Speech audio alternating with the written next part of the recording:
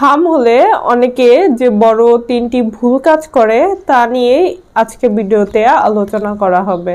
বর্তমান সময় যদি আপনার জ্বর বা র্যাশ হয়ে থাকে তাহলে সেটা হালকাভাবে নেবেন না, কারণ শুরুতে যদি চিকিৎসা না করা হয় তাহলে এর কমপ্লিকেশন জটিল হতে পারে।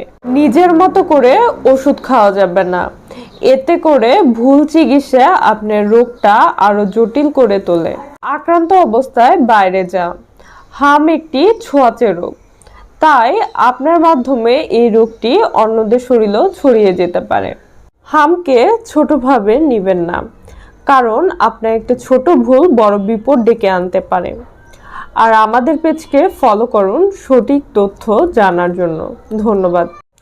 হাম হলে অনেকে যে বড় তিনটি ভুল কাজ করে তা নিয়ে আজকে ভিডিওতে আলোচনা করা হবে। বর্তমান সময় যদি আপনার জ্বর বা র্যাশ হয়ে থাকে তাহলে সেটা হালকাভাবে নেবেন না, কারণ শুরুতে যদি চিকিৎসা না করা হয় তাহলে এর কমপ্লিকেশন জটিল হতে পারে।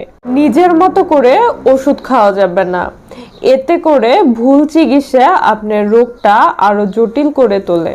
আক্রান্ত অবস্থায় বাইরে যান। হাম একটি ছোঁয়াচে রোগ, তাই আপনার মাধ্যমে এই রোগটি অন্যদের শরীরেও ছড়িয়ে যেতে পারে। হামকে ছোটভাবে নেবেন না, কারণ আপনার একটা ছোট ভুল বড় বিপদ ডেকে আনতে পারে। আর আমাদের পেজকে ফলো করুন সঠিক তথ্য জানার জন্য।